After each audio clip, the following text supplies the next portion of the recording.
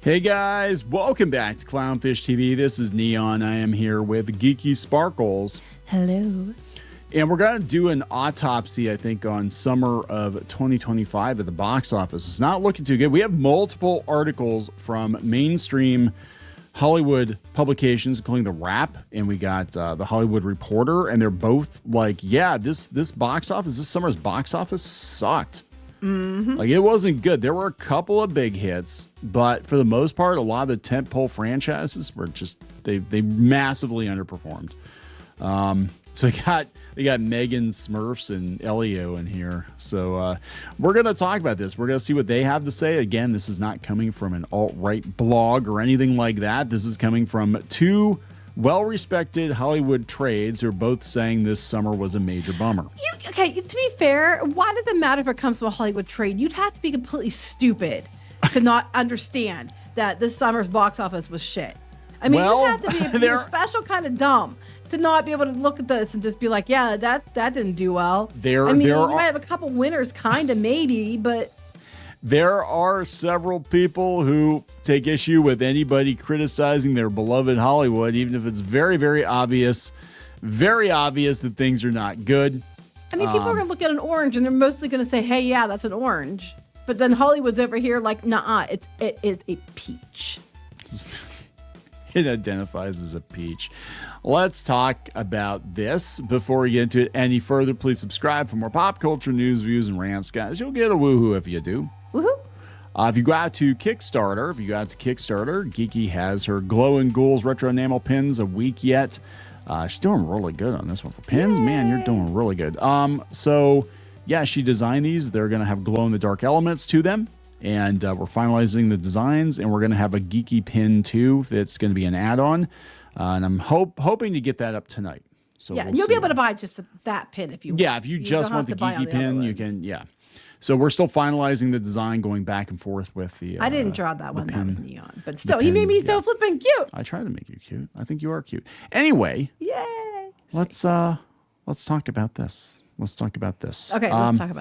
So this is coming from, this one's coming from The Wrap. Why this summer's box office failed to surpass a disappointing 2024. Now, yeah, right? So we got people out there, they're like, well, this year's box office was only a few points under last year's. I'm like, yeah, last year's box office was not good. So it's a D- instead of an F. Okay? I mean, that's... Yeah, but to be fair, was it 2023? It was even worse. Yeah, I mean, it's slowly creeping up there, but like, it's not what it needs to be. And everybody was like, oh, this summer's going to be amazing. We're going to have a whole bunch of movies do $1 billion. Fantastic Four and Superman are both going to do $1 billion. On paper, people were expecting it to do a lot better than it was. But you're banking on two superhero films, and is definitely superhero fatigue. Both of them were extremely expensive. And frankly, Pedro Pascal is why people probably didn't go see Fantastic Four. So yeah, plus another Marvel movie. Yay! And that's just it. It's just people are just tired of it. They don't. What is doing well? What has been doing well are the indie films or the the more original, lower budget things. Like the F1, Weapons. Those kind of things were doing really well, but they still aren't $1 billion. They're not $1 billion movies. A lot of them aren't $1 billion movies, but they're profitable. I mean, you can yes. And that's at the end of the day. It doesn't matter even how good the movie is. Having a good movie definitely helps it make more money at the box office. But to the executives and the bean counters at the studios, they want to turn a profit. So a $50 million movie making $500 million is better than a $500 million movie making $600 million. Right, exactly. So they said, yeah, once surefire franchises like Pixar and Marvel disappointed. Yep. Nostalgia helped propel hits like Lilo and Stitch and How to Train Your Dragon, both from Chris Sanders, by the way. So pay this man more. Despite a so-so summer, theater companies are hopeful for a strong end of year and stronger 2026 with Spider-Man. End of year is their best shot because there's really nothing coming for a while that's worth, till later in the year. Yeah, they said the alarm bell's ringing yet. Well, not exactly. Among the studio movie theater executives who spoke with Wrap, there's concern and disappointment that there wasn't a sign of the steady progress they'd hoped for. Executives expressed their continued belief that the rate of theatrical production would keep going up in 2026 and beyond. And then another windfall winter was on the horizon with Wicked, Zootopia 2, and Avatar 3. I do think the end of the year is going to do well. I do think when you have those things, those will do well. That I completely believe. But you have a big lull until then, and you also have things that are coming out that are lower budget, like the next FNAF movie and stuff like that. Probably going to do well. You know. So you do have some really things, but the takeaway is people want that shit. They don't want, more superhero movies. I think that's what's going on. I think the audience is changing, and they're gonna have to adjust for that, because I think basically, even in the case of Disney, especially Disney, they've gotten lazy. They're like, well, okay, let's put out like 2 Pixars and 3 Marvels, and maybe we'll throw Star Wars in there and another live action, yada yada yada, boom, money, and it doesn't work that way. Doesn't work that way anymore. You have to make good movies. They have to be good too. That's the problem. Yeah, so this is where it's interesting, though. So this summer, there weren't any films that did over 500 million, which is a pretty high threshold. But we look at the fact that we were flat year over year without films doing that level of business is real positive. So they're saying it's doing better, but it's not like, look, 2019 was a totally different time. Actually, I was watching a video last night on YouTube. It got recommended to me. It said that the world split in 2019 and we're living in the bad timeline.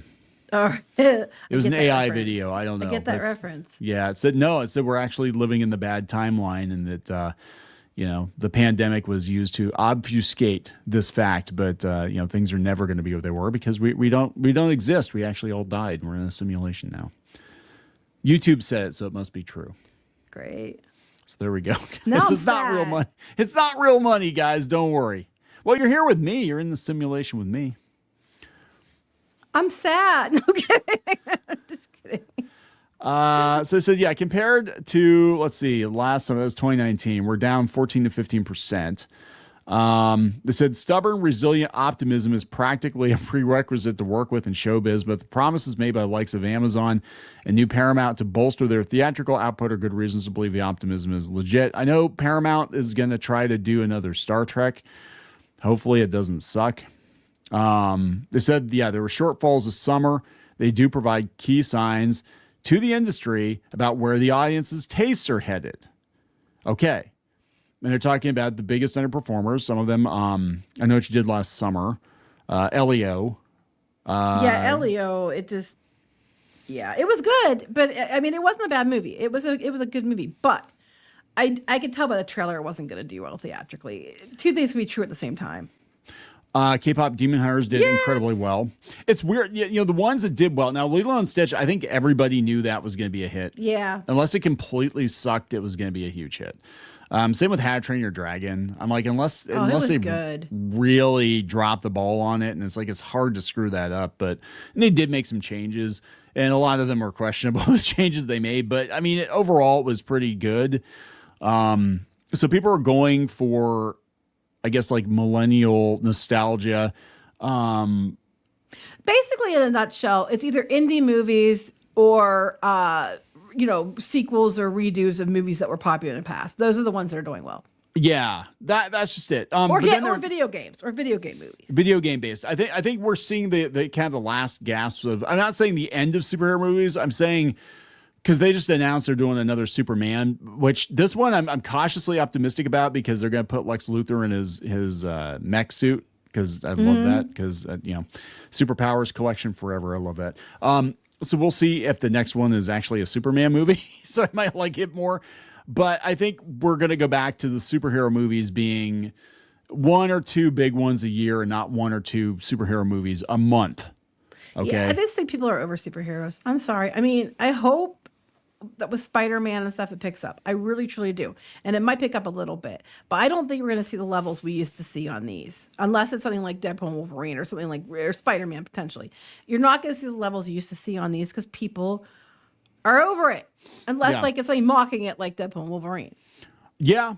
And they're talking about, they're talking about how Fantastic Four underperformed. They thought would do at least as much as Superman. It didn't. They said Superman, Guardians of the Galaxy 3, both. I mean, Guardians did like 800 million or some ridiculous amount of money, and then Joker fell. But Joker, the reason Joker failed was because it sucked. Yes, and again, usually I can tell if I see a trailer, I can usually tell you how something's going to do. And when I saw the Joker one, I knew that thing's going to. Everybody, I can't think anybody thought it wasn't going to fail. To be fair, it looked terrible. I'm like, why are you making this into a musical? All the lessons you learned from the first one that you made money on, you just flushed down the shitter. Like, what the flip were you thinking? They're basically saying that, everything has been upended at this point, and the movies that were supposed to be the big money makers weren't, and the ones that they didn't expect much from actually made money. So, it's, I mean, I just think the audience is changing. Now, this one's, let's see, this is from a couple days ago. This was the Hollywood Reporter. Summer box office clobbered by Kryptonite. Domestic revenue barely matches last year. The May to Labor Day season initially soared. Yeah, everybody's talking about how great it was, and they said it just kind of fell off a cliff. But global grosses took a nosedive as foreign movie ticket sales plunged further, and a glut of male-skewing tentpoles battled for scraps in the U.S. Male skewing. They had to put that in there. Oh, for heaven's sake. But they said Superman should have been bigger than the 7th Jurassic Park movie. And it wasn't. It should have been.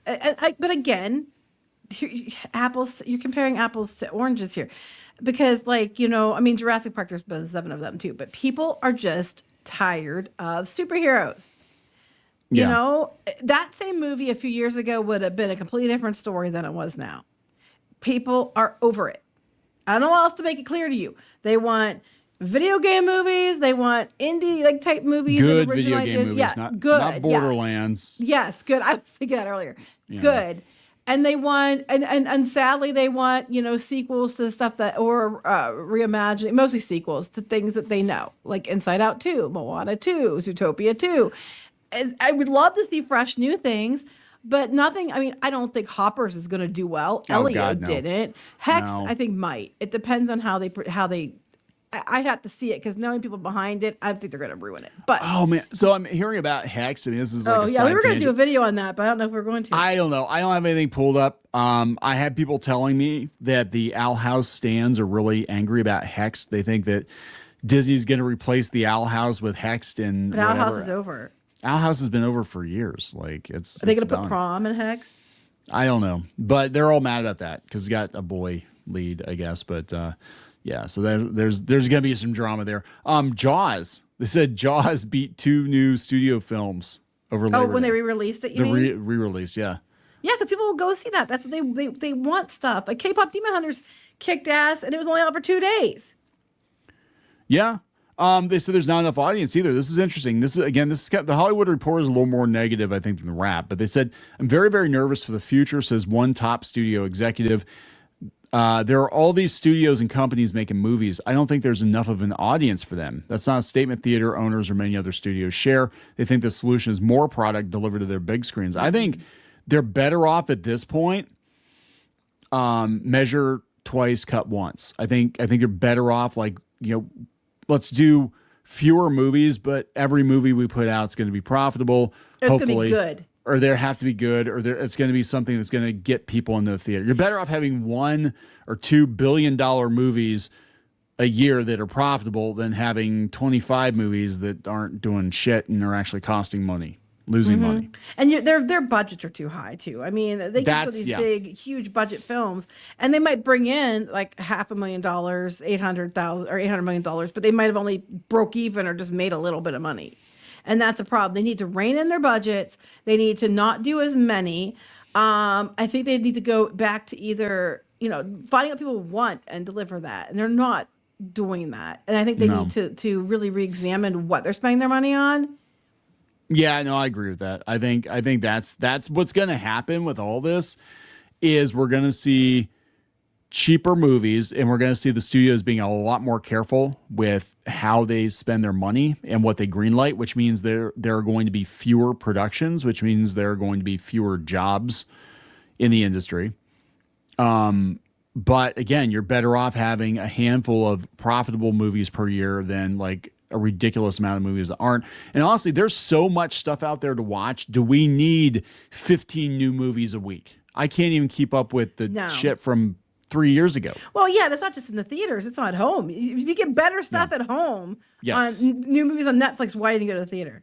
Yeah, that's just it. I mean, when K-pop Demon Hunters is raking it in like they are, and getting all the watch time they're getting, it's like people are just going to stay home, and I mean they'll go to the theater to have that communal experience, but yeah, there's so many things to watch now, so many good shows out there that it's like I'd rather stay home and eat Rumi ramen and watch K-pop Demon Hunters than go to some of these movies, There you go.